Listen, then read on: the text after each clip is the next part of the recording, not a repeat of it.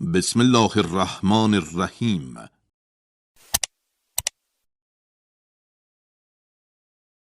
السلام علیکم ورحمۃ اللہ وبرکاتہ. میں ہوں آپ کا بھائی عبدالوہاب آنشینی. آج کا ہمارا سبق سن آب سحر کی ترتیب کے مطابق سین سے سیکھا ہوگا. آج کے ہمارے سبق میں سب سے پہلی بات یہ ہے کہ مقام سیکھا کا وجہ تسمیہ کیا ہے، یعنی مقام سیکھا کو مقام سیکھا کیوں کہتے ہیں. مقام سیکھا یہ اصل میں سہ گاہ ہے اور یہ فارسی زبان کا لفظ ہے. یہ مرکب ہے سہ اور گاہ سے. سہ بمعنی تین اور گاہ بمعنی درجہ یا مقام کے ہے. چونکہ مقام سیکھا کا لیول می سے شروع ہوتا ہے اور می درجات صوت میں تیسرے درجے پر ہے. بیات اور رست پڑھنے کے بعد عموماً یہ لہجہ استعمال ہوتا ہے. اسی وجہ سے اکثر قراء اس مقام کو اپنی تلاوت کا محور اور مرکز بنا لیتے ہیں اور یہ لہجہ کسی بھی مقام کے بعد بآسانی پڑھا جا سکتا ہے. اور دوسری بات یہ ہے کہ مقام سیکھا کہاں کہاں استعمال ہوتا ہے. قرآن کریم کی وہ آیتیں جن میں کسی بات کی خبر دینا مقصود ہو یا کسی قصہ پر مشتمل ہو یا قیامت کے دن کے احوال پر مشتمل ہو، یا وہ آیات جو سوال اور جواب پر مشتمل ہو یا استفہام پر مشتمل ہو، یا وہ آیتیں جن میں ایک نوع کی ڈانٹ ڈپٹ اور زجر و توبیخ ہو، ان مذکورہ بالا تمام مواقع کو اس لہجے میں پڑھا جا سکتا ہے. اور مقام سیکھا کو حدر میں بھی بآسانی استعمال کیا جا سکتا ہے. اور اسی طرح مقام سیکھا کو اہل عرب نے اشعار اور نعتوں میں زیادہ استعمال کیا ہے، اور خاص طور پر خوشی کے مواقع پر اور شادی کے تقریبات میں اپنے اشعار کو مقام سیکھا میں پڑھا ہے اور اس کو مقام عشاق سے تعبیر کیا ہے. اور تیسری بات یہ ہے کہ مقام سیکھا کے کتنے فروعات یعنی شاخیں ہیں. مقام سیکھا کے بہت سارے فروعات ہیں جن میں سے کچھ یہ ہے.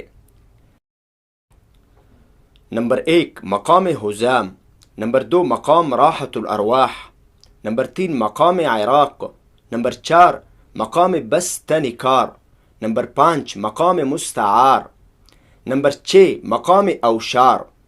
اور ان تمام فروعات کو اپنے اسی چینل سے وقتاً فوقتاً ذکر کروں گا انشاءاللہ.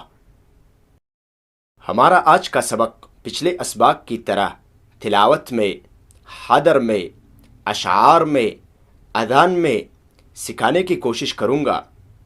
آئیے چلتے ہیں تلاوت کی طرف. مقام سیکھا اصلی قرار. أَلَمْ نَجْعَلْ لَهُ عَيْنَيْنِ وَلِسَانًا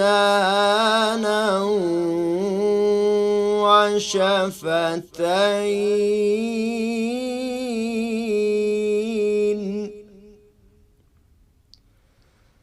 وَهَدَيْنَاهُ النَّجْدَيْنِ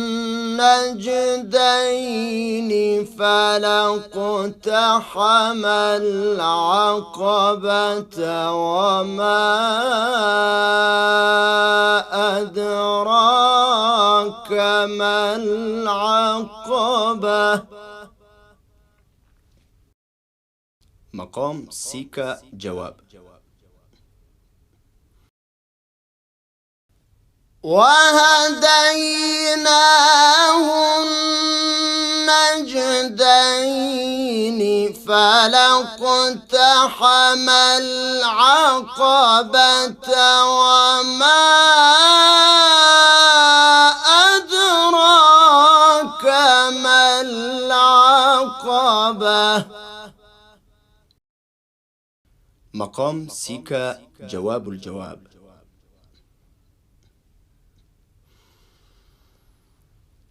وَهَدَيْنَاهُ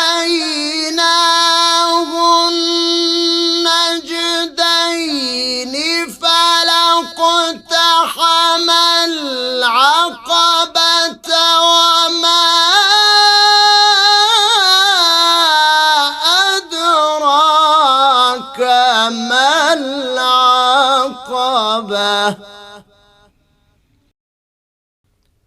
मकाम सी का हदर में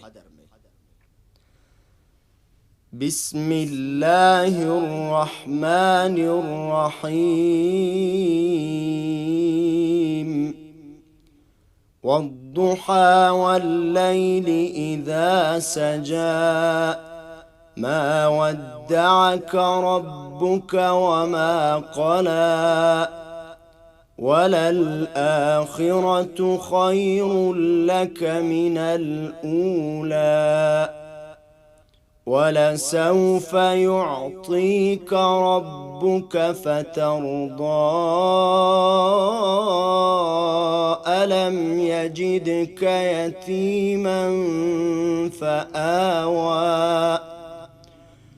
ववजदक ضالا فهدى ووجدك عائلا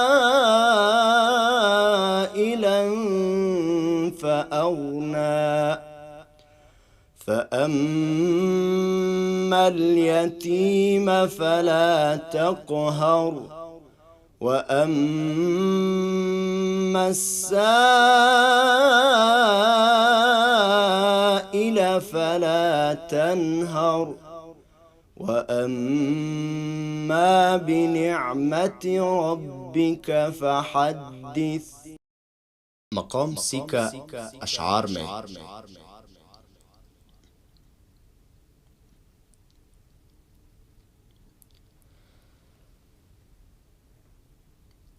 وإن اشتدت بأرضها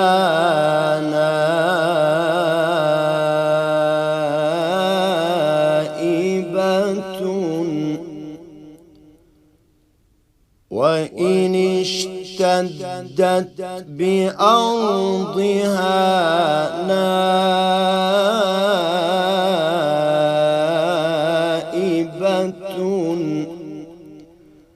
دوى محرضا سيكا له رنين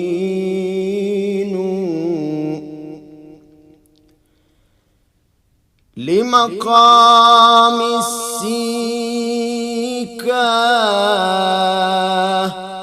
نعت طيب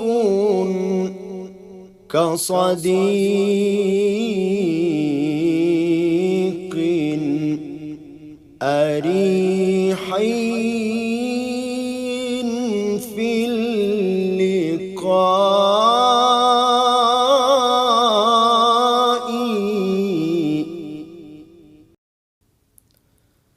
और मशहूर नात तला अल बद्र अलैना भी मकाम सिका में अक्सर पढ़ा जाता है।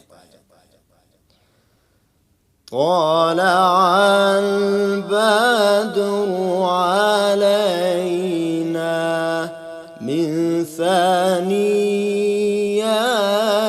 الوداع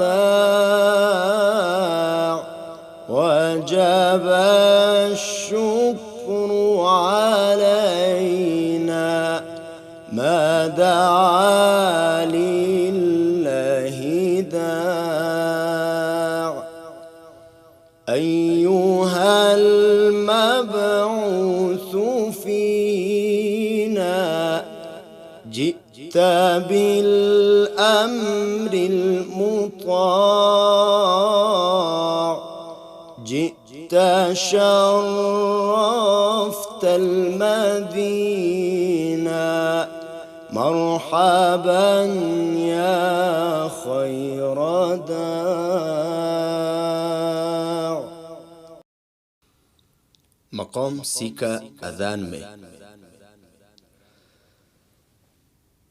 अल्लाहु अकबर अल्लाहु अकबर अल्लाहु अकबर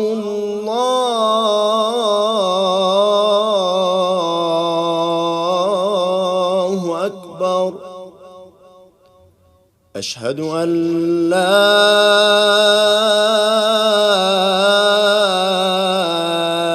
إله إلا الله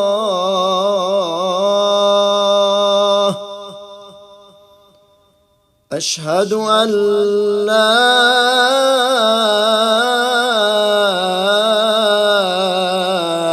إله إلا الله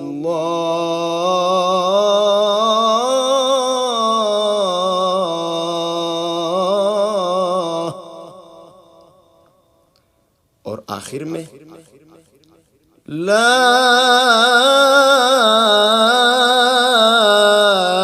الہ الا اللہ۔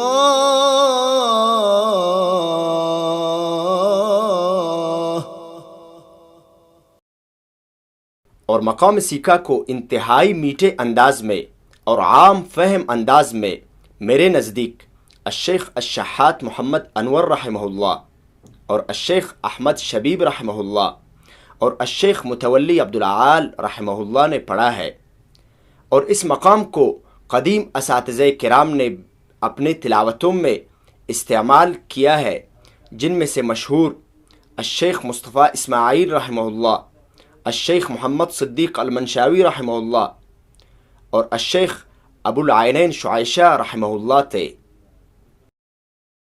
جس طرح ابتدا میں نے ذکر کیا کہ درجات الصوت کے اعتبار سے مقام سیکھا کا درجہ می ہے، اکثر دوست و احباب کمنٹس اور میسیجز کرتے ہیں کہ یہ دو رے می کیا ہے۔ یہ ایک مستقل فن ہے اور وقت کے ساتھ ساتھ میرے ہی چینل سے آپ کو بتاتا رہوں گا انشاءاللہ العزیز۔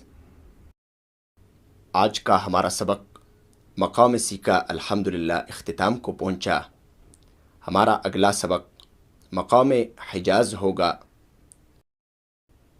اور اگر آپ پہلی مرتبہ ہمارے چینل کے ویڈیوز دیکھ رہے ہیں تو ہمارے چینل کو سبسکرائب کریں، لائک کریں اور کمنٹ میں اپنی قیمتی آراء سے آگاہ کیجیے، اور آپ کے ذہن میں کوئی بھی سوال ہو تو ٹائپ کیجیے۔